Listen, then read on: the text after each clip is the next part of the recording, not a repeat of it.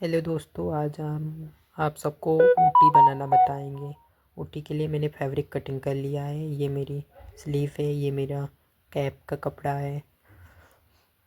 उसके बाद ये मेरी पॉकेट है, पॉकेट मैंने भी कटिंग कर ली है। उसके बाद ये मैंने जो नीचे लगाएंगे कपड़ा वो है, और ये मेरी आगे पीछे की दोनों पल्ले हैं। हमने जो अलग से कपड़ा लिया है वो कपड़ा यहाँ नीचे लगाएंगे। के बाद अब हम इसको स्टिचिंग करेंगे। सबसे पहले हम आगे का पार्ट लेंगे, उसके बाद पॉकेट लेंगे। पॉकेट को सेंटर में धर के अब हम इसको चाक से निशान लगा लेंगे सेंटर में, कि हमें जोड़ने में आसानी रहे। उसके बाद हम पॉकेट में कट लगा लेंगे कि हमें पता रहे कि ये मेरा सेंटर है। उसके बाद हम कपड़ा बिछा लेंगे अच्छी तरह, कोई सिमटा न रहे। उसके बाद हम पॉकेट भी उसी पे बिछा लेंगे, और जहाँ मेरा कट लगा है सेंटर का, सेंटर से सेंटर मिलना चाहिए। उसके बाद हम सिलाई लगा लेंगे।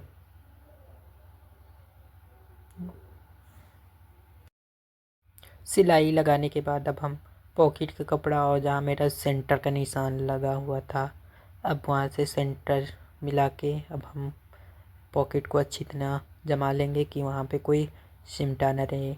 उसके बाद हम वहाँ पे एक पिन लगा देंगे कि हमारा कपड़ा जो है वो खिसके नहीं। इससे हमें स्टिचिंग करने में आराम मिलेगा। उसके बाद हम यहाँ पे एकदम पक्का करेंगे कि यहाँ पे खुले नहीं। यहाँ पे हम आधा इंच का मार्जिन अंदर करके यहाँ पे हम अच्छी तरह कपड़ा जमा लेंगे कि एक भी सिमटा ना रहे और जेब में भी कोई झोल ना आए। इसलिए हम पहले ही उसको एक जमा लेंगे। उसके बाद हम यहाँ पे पक्की सिलाई लगाएंगे, और आधा इंच का कपड़ा का मार्जिन देके हम पूरे में सिलाई लगा लेंगे आधा इंच की।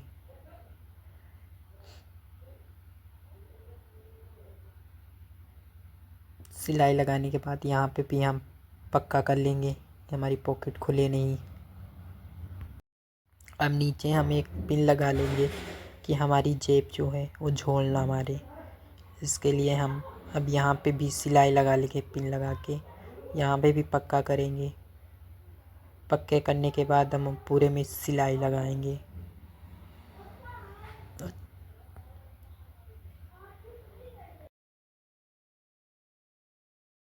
हमारी पॉकेट बन गई है, देखो कितनी बढ़िया फिनिशिंग आई है। अब उसके बाद हम पीछे का पल्ला लेंगे और उल्टा करके अब हम इसको शोल्डर जॉइन करेंगे। आधा इंच का मार्जिन देके अब हम शोल्डर जॉइन कर लेंगे।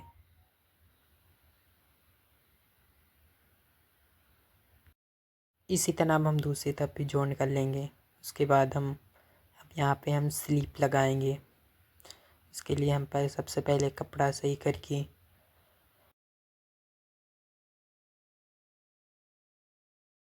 कपड़ा बिछाने के बाद अब हम आस्तीन लेंगे। आस्तीन लेने के बाद हम इसको स्टिच करेंगे उसमें। और उस स्टिच करने के बाद पहले हम आधा इंच का मार्जिन लेंगे। आधा इंच का मार्जिन लेते हुए अब हम इसको स्टिच करेंगे। स्टिच करते हुए ये इतना ध्यान रहे कि ना झोल ना आस्तीन में आए ना नीचे कपड़े में आए, नहीं तो हमारी आस्तीन अच्छी तरह बैठेगी नहीं। इस तरह करके मैं पूरे में अब आस्तीन में सिलाई लगा लूँगा।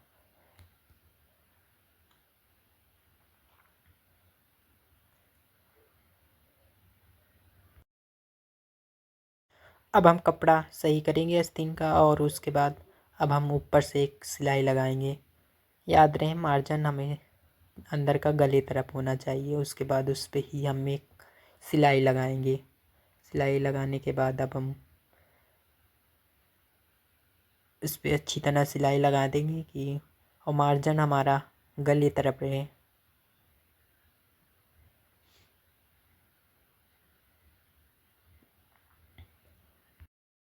उसके बाद इसी तरह हम अब दूसरी आस्तीन भी स्टिच कर लेंगे। अब हम कपड़ा उल्टा करेंगे। उसके बाद हम यहाँ पे अब फिटिंग का निशान लगाएंगे।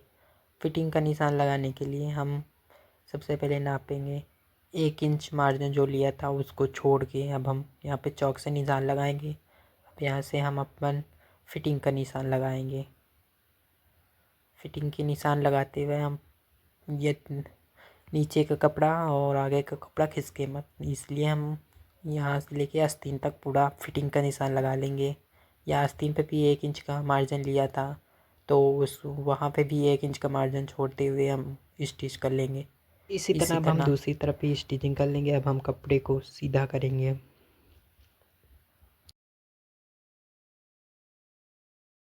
अब हम कपड़े को यहाँ पे सीधा कर लिया है। अब हम यहाँ पे कैप की स्टिचिंग करेंगे। कैप मैंने काटा है 11 इंच लंबा है, 11 इंच चौड़ा है। अब हम इस पे हम कैप की आधा इंच का मार्जिन देते हुए अब हम कैप की भी स्टिचिंग कर लेंगे।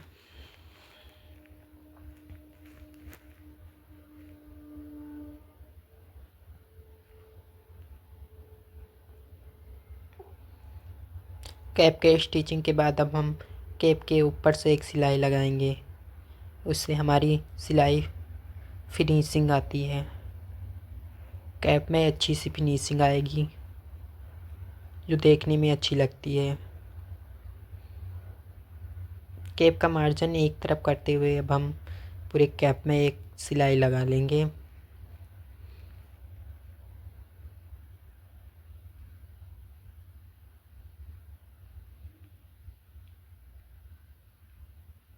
उसके बाद हमारी कैप बन के रेडी हो गई है।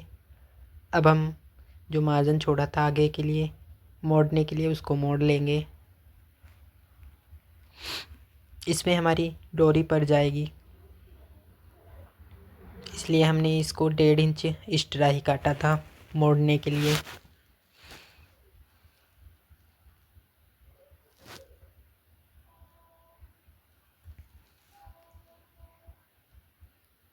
इसको मोड़ने के बाद अब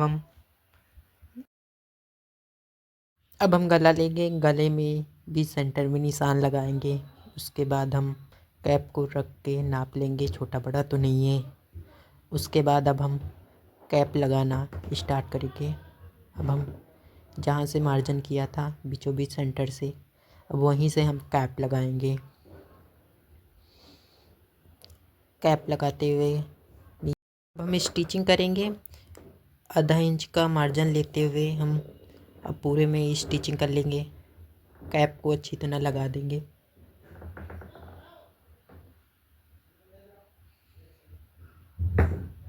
नीचे का कपड़ा और कैप का कपड़ा बराबर से पकड़ते हुए लगाएंगे, क्योंकि अगर कहीं पे कम ज़्यादा हो गया तो फिर पीछे झोल मारेगा।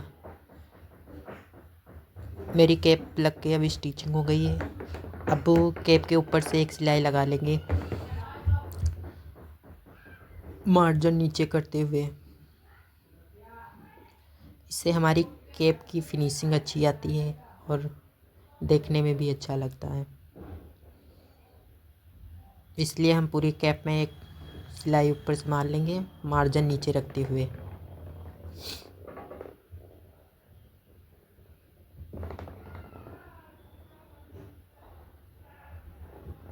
हमारी कैप बन के अब रेडी हो गई है। कितनी फिनिशिंग के साथ हमारी कैप लग चुकी है। अब हम वो जो 1.5 इंच की जो पट्टी लिए थे को हम ओपन करके आधा आधा इंच की कैप देके सिलाई लगा लेंगे। उसके बाद अब हम उनको पलट लेंगे अंदर से ही। पलटने के लिए ऐसे बीच से कोना पकड़ना है, बस बहुत आसानी से पलट जाएगा। अब हम इसको आस्तीन में अब इसको हमें आस्तीन में स्टिचिंग कर लेंगे। आस्तीन में इतना लगाने से आस्तीन की फिनिशिंग बहुत अच्छी आती है। तो अब हम पूरे में इसको लगा लेंगे।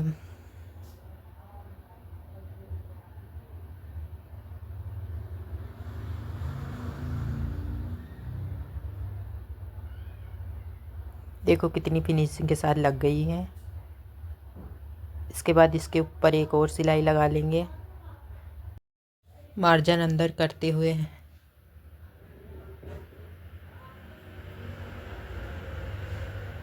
एकदम फिनिशिंग के साथ ये सिलाई भी लग जाएगी तो इसको देखने में इसका लुक और बढ़िया लगेगा।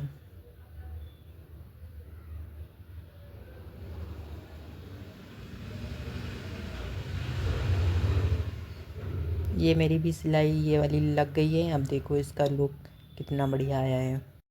अब हम इसके नीचे की भी पट्टी लगा लेंगे। इसकी पट्टी मैंने पहले से ही बना के धर ली थी। अब हम इसको आधा इंच का मार्जिन देते हुए स्टिच कर लेंगे।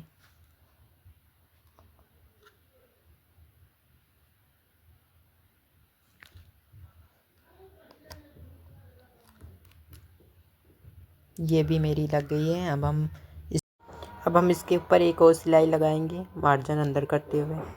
अगर आपको मेरी वीडियो अच्छी लगी हो तो ज़्यादा से ज़्यादा सपोर्ट करना, शेयर करना, कमेंट करना। और इसके ऊपर सिलाई लगने के बाद आप इसे किसी के लिए भी बना सकते हैं, अपने लिए भी बना सकते हैं, बच्चों के लिए बना सकते हैं, किसी के भी लिए। मेरी ऊटी बनके कंप्लीट हो गई। देखो कितनी अच्छी फिनिशिंग आई है। वीडियो देखने के लिए थैंक यू। लाइक करना, कमेंट करना, शेयर भी करना।